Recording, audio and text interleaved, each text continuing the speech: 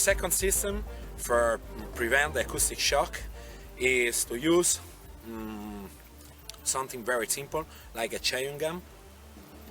We take a chewing gum, we make two parts.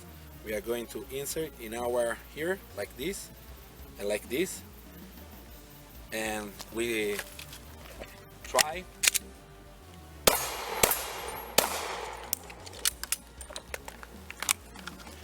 And this is quite good system for prevent the acoustic shock. Cut it!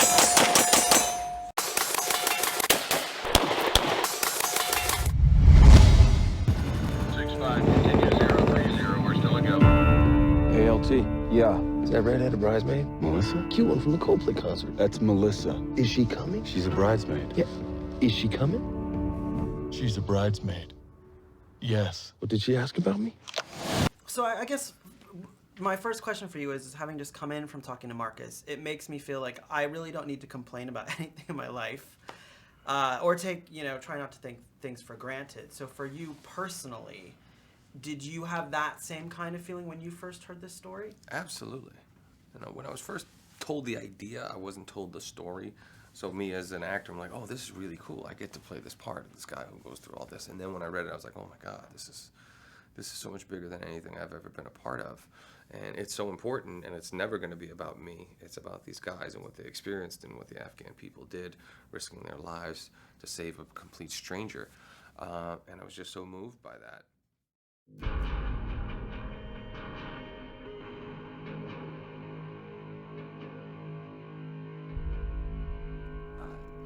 That I need to have more appreciation for what they do, that I need to be a better man myself. That we all kind of take things for granted. We live in an amazing world where, we have access to so many things that so many people others don't. But you have a tendency to take that for granted every once in a while.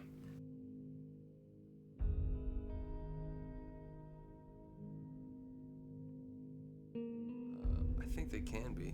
I think, you see little blurbs on a ticker somewhere that something happened bad in Afghanistan and, 10 Marines died or this or that.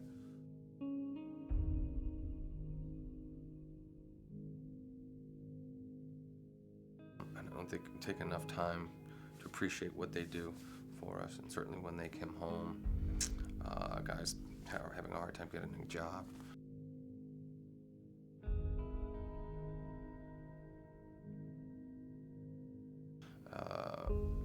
People who lose their lives in the military, and their families being taken care of the way they should be. Those are very serious problems that we need to address and fix. Pretty much everything about them. The mental toughness that it takes to be a SEAL. People always ask me because I'm athletic, and do you think you could do it? I don't think I could. I don't know. But I wouldn't just sit there and say, of course I could, because I played football and I played hockey, that.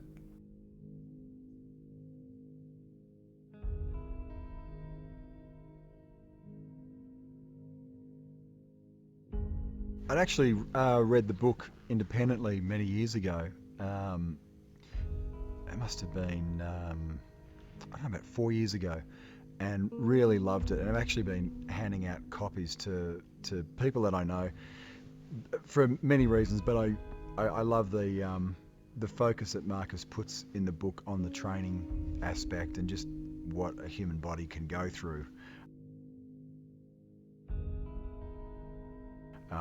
So to me it was almost two books in one, and I really enjoyed that aspect, and obviously the tragedy and drama of the mission and the way that that's explained was very moving. So I read the book many years ago. Knew Pete from about 12 years ago. We nearly worked on a project together and had kept in contact, and he called me up and said, I've cast all the coming in and having a bit of a play. And he was an interesting guy. His father was actually an admiral. And I heard he had quite they gave him quite a time going through buds because of who his father was, which I thought was quite interesting. So he kind of paid for that a little bit. And I think his whole class paid for it from what I've heard. But he was one of the guys. I mean, the thing I loved hearing about Eric was the fact that he had rank and he had a very important position, but was just one of the guys, had a great sense of humour and didn't treat that side of it overly seriously, which was kind of a good it was a good note to get.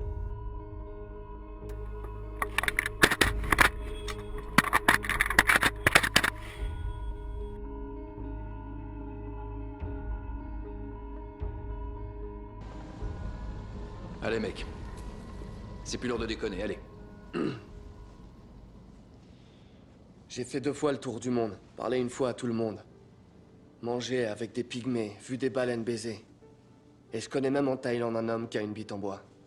J'ai tiré plus de coups dans plus de trous que les plus grands baiseurs, parce que je suis un vrai tombeur. Un vrai baroudeur. Je suis robuste, plongeur et tireur d'élite. Je suis soldat, marin et parachutiste. Close combat et détonateur n'ont pas de secret pour moi. Rien ne m'est impossible, aucun ciel n'est trop haut, aucune mer n'est trop forte, aucune chatte n'est trop étroite. La vie m'a appris des tas de trucs. Comme ne jamais tirer sur un homme de gros calibre avec une arme de petit calibre. J'ai conduit des tas de véhicules. 2 roues motrices, 4 roues motrices, 6 roues motrices. Et même ces énormes pépères qui s'écrasent et font psh psh quand on appuie sur les freins. Tout ce qui est bon dans la vie mérite qu'on en abuse. La modération, c'est pour les lâches. Je suis un amant, je suis un combattant, je suis un Navy-SEAL. Je bois, je bouffe, je baise. Et je repars discrètement dès que le plein est fait. Et si ça plaît pas à quelqu'un, qui vienne me le dire en face. Quand il s'agit de coller des pains, je suis aussi un as. À la vôtre, camarade.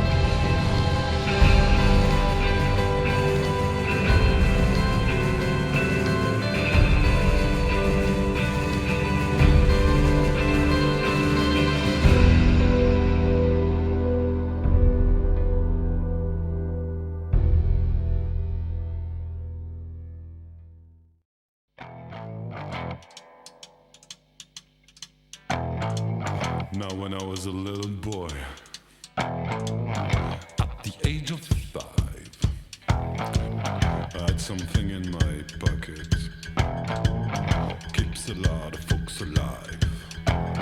Now I'm a man of 21. You know, baby, we can have a lot of fun.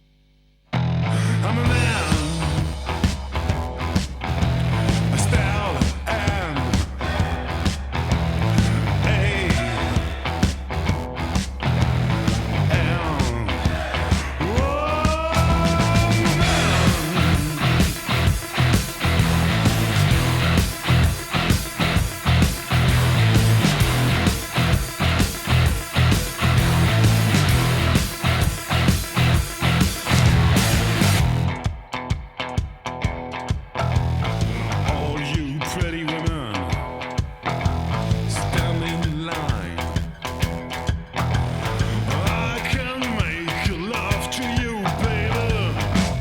in an hour's time.